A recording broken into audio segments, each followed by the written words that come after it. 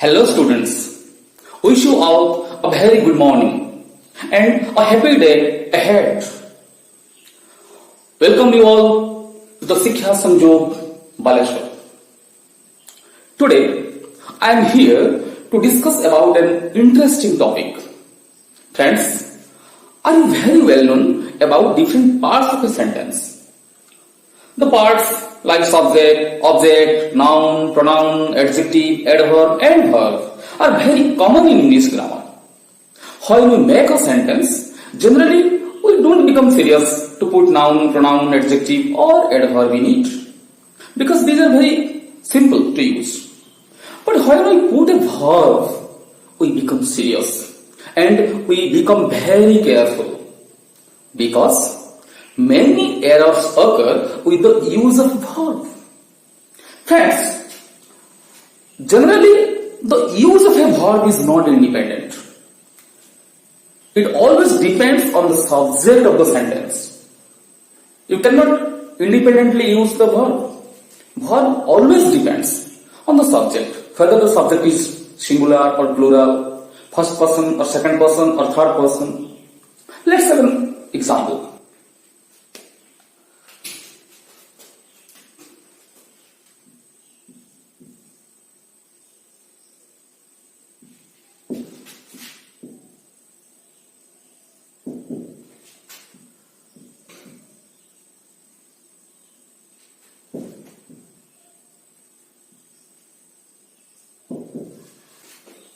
My friend is playing, my friends are playing.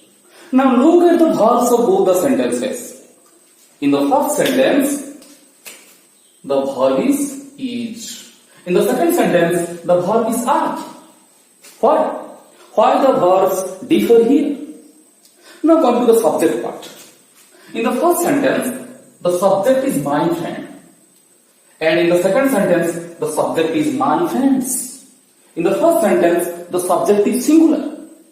My friend means only one friend.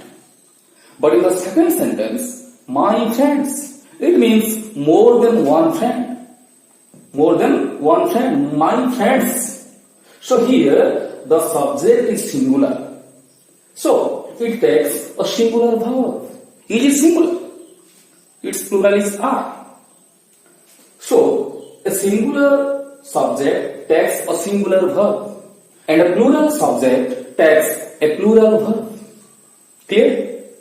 This is called subject-verb agreement. Subject-verb agreement.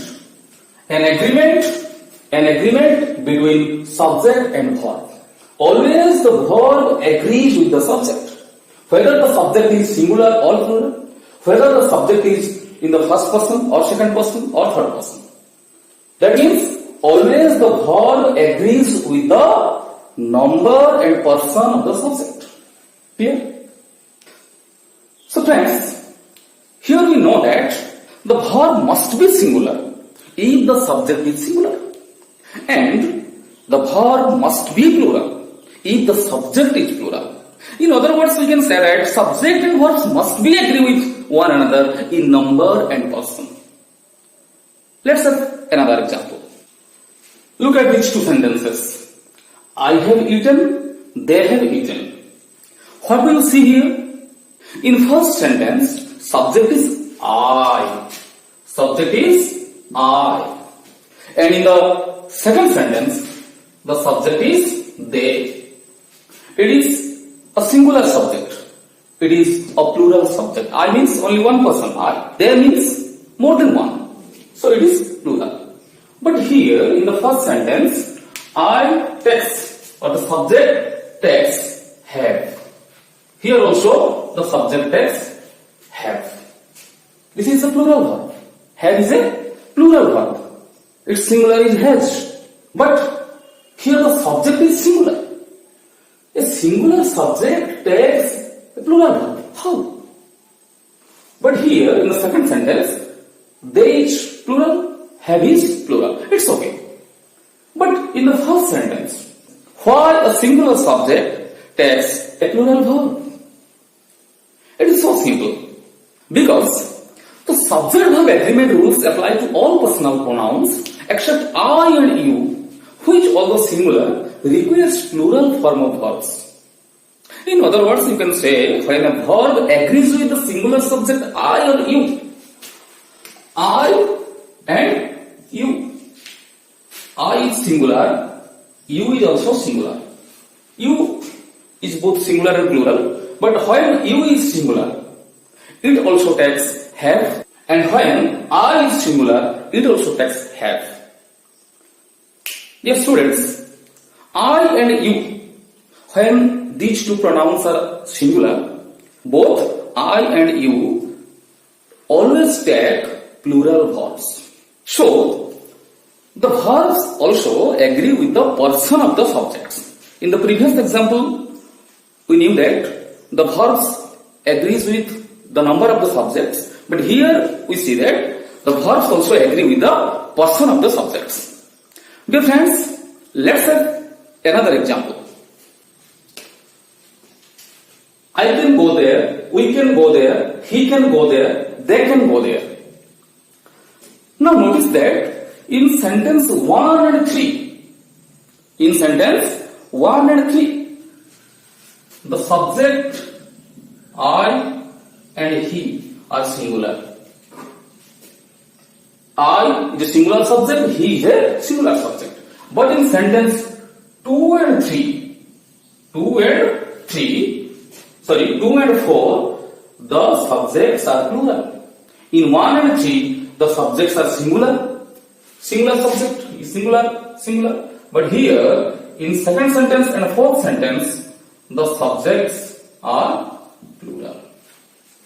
But notice one thing, in all the sentences, the verb is can. Why? In the case of singular subject, the verb is can. In the case of plural subject, the verb is also can. There is no change in the verb. Why the verb can is not changed in the case of plural subject? Why? Because the helping verbs such as, there are so many helping verbs, modal auxiliaries, will, would, can, could, shall, should, may, might, must, etc. These modal auxiliaries or these helping verbs do not change with the change of numbers of the subject. If the subject changes from singular to plural, then these helping verbs do not change. This is the rule of the subject-verb agreement. So students, keeping the subject-verb agreement in view, we always choose the correct verb form after the subject. Clear? Now let's discuss about more rules on subject-verb agreement. Students, look at these two sentences. There is a pen in my pocket. There are 3 pens in my pocket. Here you see that both the sentences start with there. Here, there is written in the subject place, and here, there is written in the subject place. But look at the verbs. Here the verb is. It is singular. Here the verb is are. It is plural. It is singular. It is plural. Why? The subject is same. There. Here the subject is there. Here also the subject is there. But in both the sentences, subject is same, but verb differs. Why? Here singular. Why? Here plural. Because there is not the real subject. There is written in the subject place, but it is not the real subject. The real subject is a pen, and here 3 pens. In these sentences, where there is written at the subject place, here the actual subject comes after the verb. Verb is. and the subject comes after the verb, not before the verb. Where there is written, mind it, where there is written in the subject place, that is not the actual subject. The actual subject comes after the verb.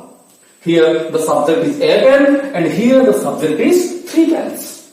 So it is singular subject, so the verb is singular. It is plural subject, so the verb is plural. Okay? Students, what is the rule here? The verbs used after an introductory there have to agree with the noun coming after them. Here the noun is the real subject. Okay? Students, now look at these sentences. It is 9 o'clock. It is raining heavily. It is 10 kilometers to the hospital. What do you see in these sentences? All the sentences start with it. All the sentences start with it. And all the verbs are singular. All the verbs are singular. Each. In the first sentence, the pronoun it denotes what? It. It is a pronoun. It refers to what? It denotes what? Here, in the first sentence, it denotes 9 o'clock. It is a time. In the second sentence, it denotes raining heavily, means weather. And in third sentence, it denotes distance. Look carefully. In all these 3 sentences, here it refers to time, here it refers to weather, here it refers to distance. Students, you know that 9 is a plural number. 1 is singular, but 9 is a plural number. In third sentence, 10 kilometers. 10 is a plural number.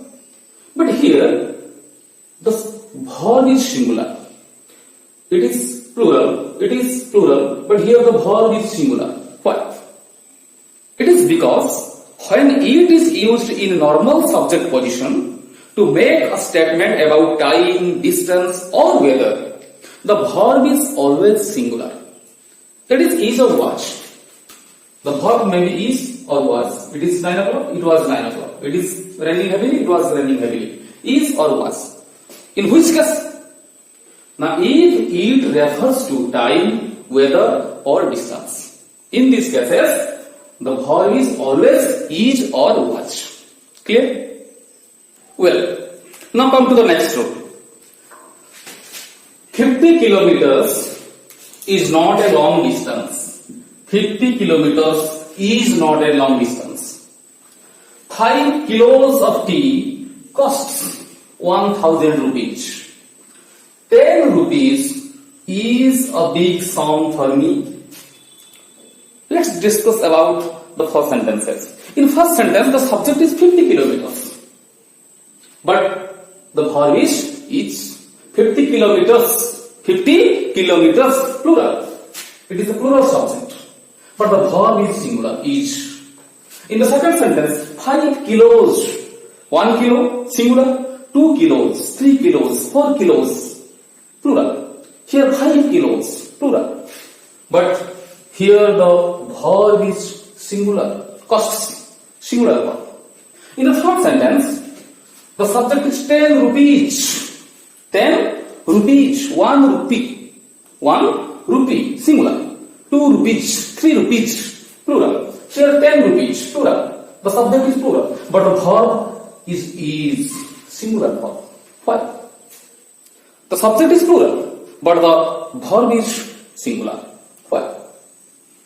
Students, note one thing. 50 kilometers is not a long distance. A long distance, one path, one way, one distance, a long distance.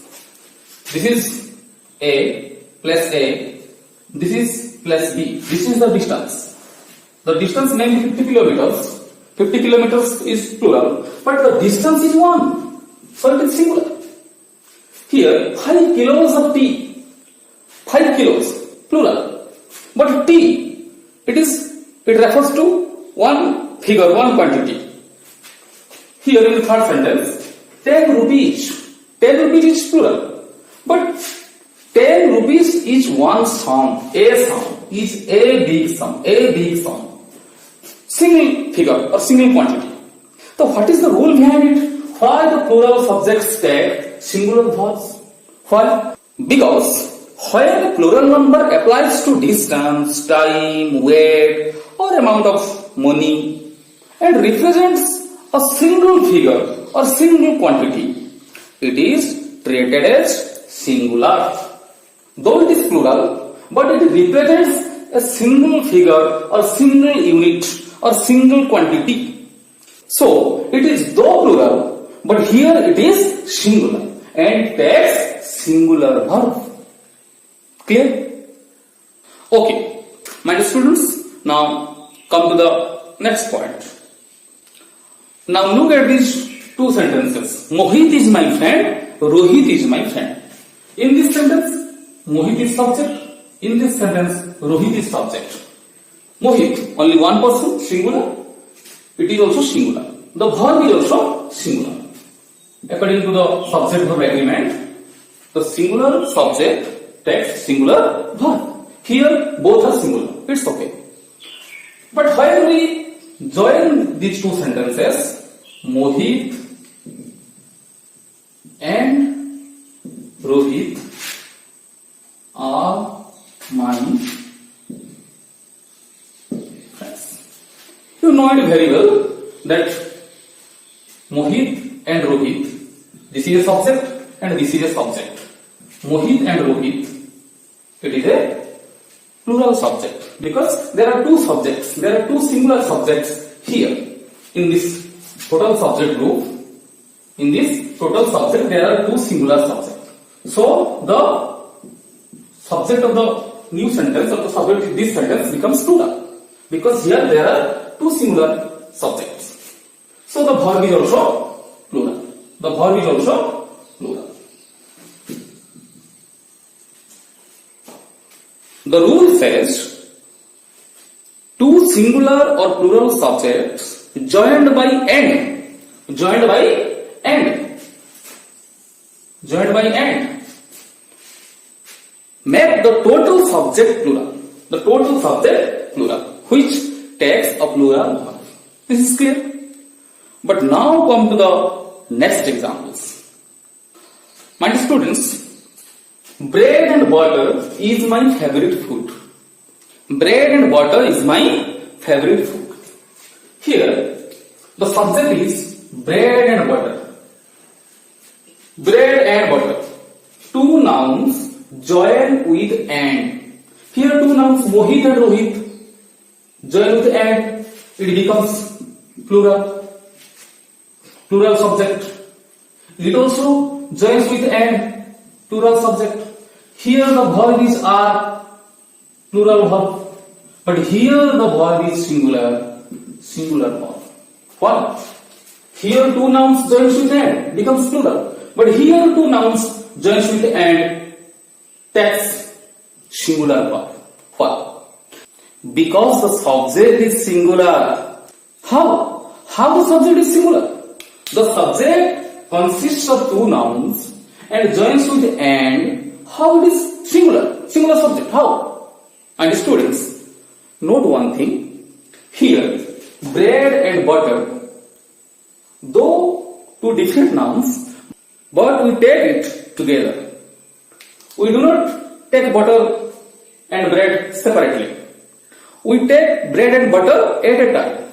We mix butter with bread and take together. Both bread and butter are regarded as one thing, one food, one item. So it is singular, bread and butter. Time and tide waits for none. Another example, time and tide waits for none. Time and tide, two different things, time and tide. But here they both are joined with and, so it will be plural, but it's singular. So the verb is singular, waits. weights, singular form. Why? Now the subject is singular.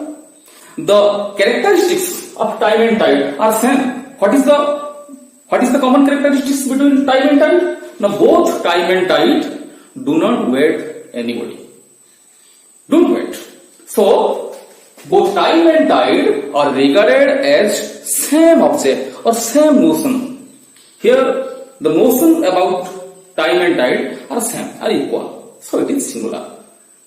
Then another example, truth and honesty is the best policy. Truth and honesty is the best policy.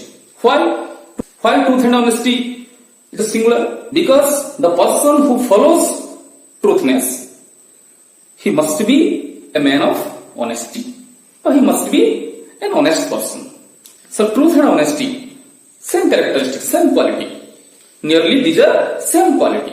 So we regard them as a single object or a single notion. Then another example, curry and rice is my favorite. Curry and rice is my favorite. Curry and rice is my favorite. My students, curry and rice, we take rice with curry. So when we think about rice, we also think about curry. We do not take rice without curry. We always take rice and curry all together. So rice and curry are regarded as single notion. Or it is the total verb, the total subject. So here the total subject curry and rice is singular subject.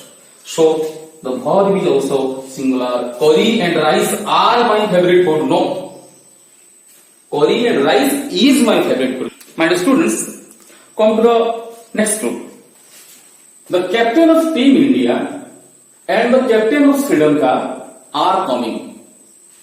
The captain of Team India and the captain of Sri Lanka are coming.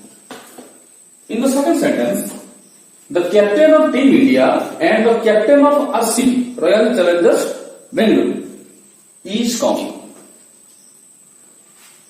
Here, the captain of Team India, the captain of Sri Lanka. The captain of Team India, the captain of Sri Lanka. One person or two persons? Two persons. The captain of Team India is a person. The captain of Sri Lanka is a person. Both singular nouns join with and. So it is, the total subject is plural. So the verb is also plural. It is a single person, it is a single person. Two singular nouns become a plural noun. It is a plural subject. So the verb are is also plural. But in the second sentence, the captain of Team India, the captain of RCB. RCB means Royal Challengers Bengaluru. It is an IPL team. But here the verb is singular. The verb is singular. Why? Here the verb is plural. Here the verb is singular. Why? Because here the captain of Team India and the captain of Sri Lanka are separate persons, are two persons.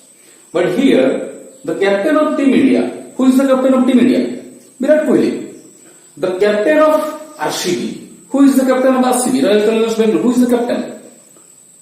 That Virat Kohli. So here, both the noun, both the persons are same. In the second sentence, Virat Kohli is the captain of Team India. That Virat Kohli is the captain of RCB. So here, two nouns, two subjects represent a single person. So this is a singular subject. But in the first sentence, the captain of Team India is not the captain of Sri Lanka. These are two separate persons. So the subject is plural. And so the verb is plural. But here the subject is singular because two designations of a single person. we can call Virat Kohli as the captain of Team India. We can call Virat Kohli as the captain of RCB. One person, two designations.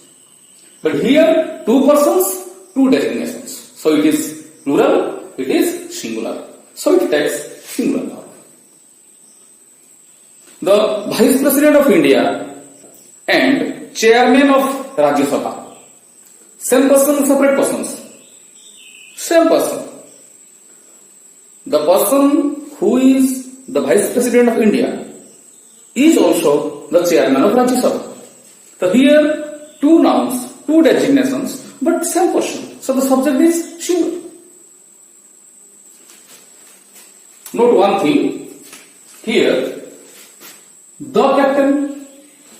Note one thing. Remember one thing. Here, the captain of Team India, the captain of Team India. How can you know that both the persons are same or separate? How can you know? If this question comes in your exam, how can you know that whether the two persons are same or different? What is the way to know? There is a trick. The captain of Team India, the captain of Sri Lanka. Here we use the definite article. Here also we use the definite article. But in the second sentence, note one thing, in the second sentence, the captain of Team India, but here after and there is no the. Only captain of RCB. If we put the here, the captain of Team India and the captain of RCB, then the sentence will be wrong. Because we cannot put or write definite article the before two designations of the same person. So here captain of Team India is Virat Kohli. Captain of RCB is Virat Kohli. So two designations for Virat Kohli. So we cannot write the two times. We can write the only once before the first designation. So it is a trick. If this type of question comes in your exam, first you have to judge if there are two definite articles or there is a single definite article. You have to judge. If there are two definite articles, then the subject should be plural. If there is a single definite article means the. If there is a single definite article the before the first designation, then the subject must be singular. Okay?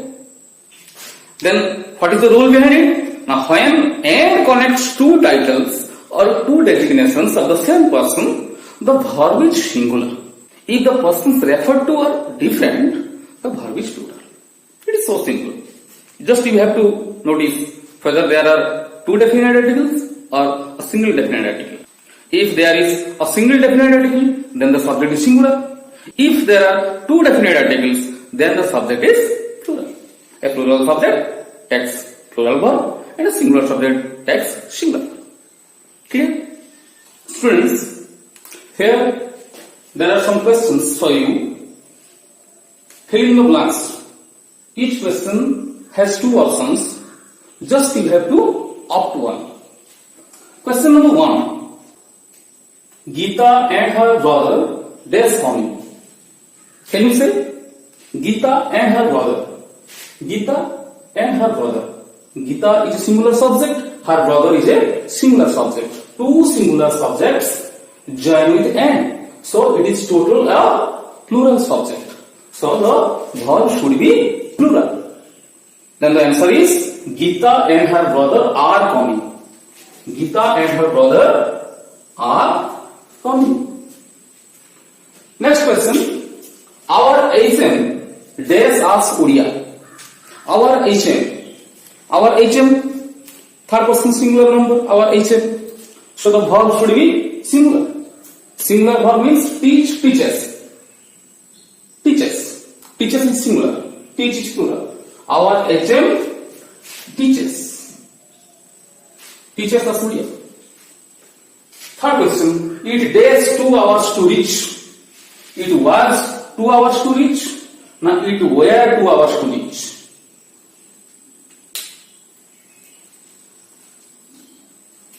Just think about the rule. If it is written at the subject position, then when it refers to the time, then the subject, then the verb should be singular. So was and were 2 verbs. Which is singular? Was is singular. So it was 2 hours. It was 2 hours to reach. Question number 4. There dash 10 hundreds of daffodils beside the lake.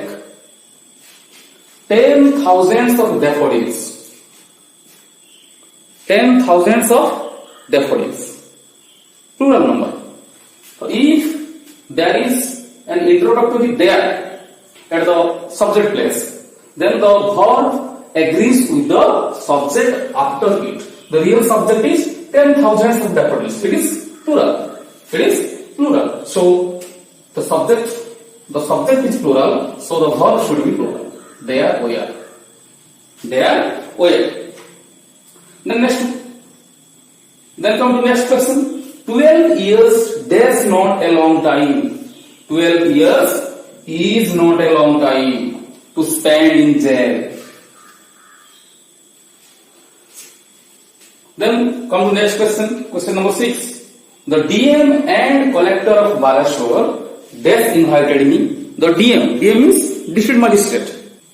District magistrate and collector. These 2 designations mean a single person or 2 different persons. A single person.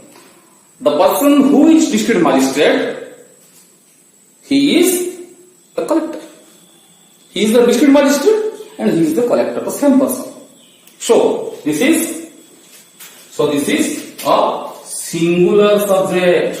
The district magistrate and collector of Balashore is a singular subject. Why it is singular subject? Now the DM and collector are the same person. These are 2 designations of a single person. So the subject is singular. So the verb should be singular. Has invited me. The district magistrate and collector of Balashore has invited me. You can look here. There is a single definite article. No definite article here. Here there is no definite article. Question number 7. The capital of Rajasthan and pink city, that's very beautiful. Rajasthan, the capital of Rajasthan is Jaipur. The pink city is also Jaipur. So, here, the 2 singular nouns, the capital city of Rajasthan is a singular noun, pink city is a singular noun, represents to the same town, that is Jaipur. So, it is a singular subject. So, it is also singular verb is. Clear? Okay. My dear students, these are all for today. In the next class, we will discuss about more points on subject-verb agreement. Till then, bye-bye. Take care. Yes, I will send you some questions in PDF format for your homework. Try to solve all the questions and ask your teachers to verify. Okay?